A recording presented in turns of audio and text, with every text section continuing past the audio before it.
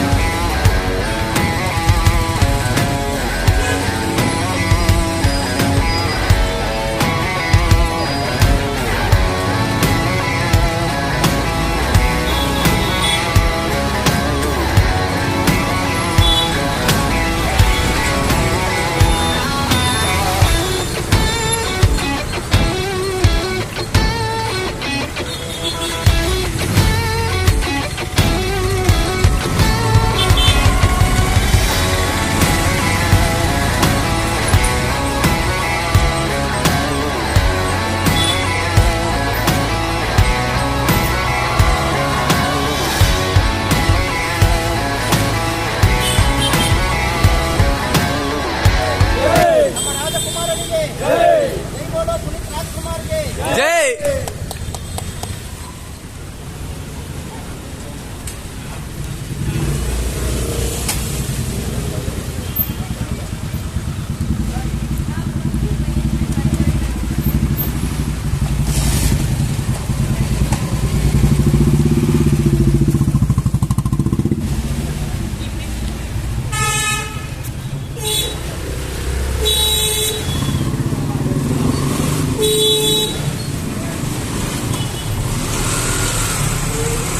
ಹಬ್ಬದ ಶುಭಾಶಯಗಳು.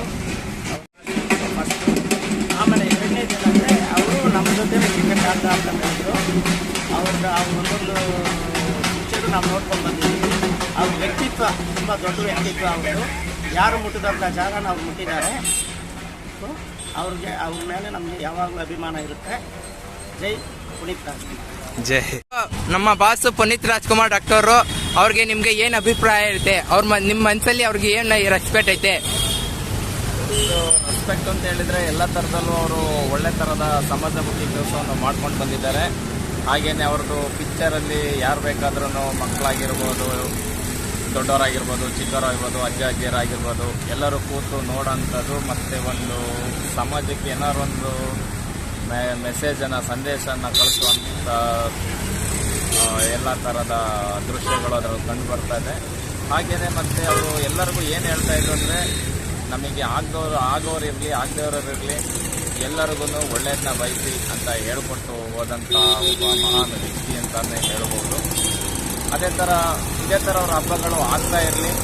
ಅವರ ಅಭಿಮಾನ ನಮ್ಮ ಮನಸ್ಸಲ್ಲಿ ಇದೆ. ಅವರೆಲ್ಲೂ ಹೋಗಿಲ್ಲ, ನಮ್ಮ ಜೊತೆ ಇದ್ದಾರೆ ಅಂದ್ಕೊಂಡು ಯಾರೂ ಇನ್ನು ಮುಂದೆ ಸ್ಟಾರ್ ವಾರ್ಗಳನ್ನ ಮಾಡೋಕ್ಕೆ ಹೋಗಬೇಡಿ. ನೀವು ಮಾಡೋದ್ರಿಂದ ಅವರ ಸ್ಟಾರ್ಗಳಿಗೆ ಮುಜುಗರ ತರುತ್ತೆ. ಅವರೆಲ್ಲ ಫ್ರೆಂಡ್ಸಾಗಿ ಒಳ್ಳೆ ರೀತಿಯಲ್ಲೇ ಇರ್ತಾರೆ. ಆದರೂ ನಾವುಗಳು ನಮ್ಮ ಬಾಸು, ನಿಮ್ಮ ಬಾಸು, ಆ ಬಾಸು, ಈ ಬಾಸು ಅಂತ ಇರ್ತೀವಿ. ಯಾರು ಒಳ್ಳೆ ಕೆಲಸ ಮಾಡ್ತಾರೆ ಎಲ್ಲರಿಗೂ ಬಾಸೇನೆ. ಹಾಗೆ ನಮ್ಮ ಅಪ್ಪು ಬಾಸು ಎಲ್ಲ ಒಳ್ಳೆ ಕೆಲಸನ ಮಾಡ್ಕೊಂಡು ಬಂದಿದ್ದಾರೆ.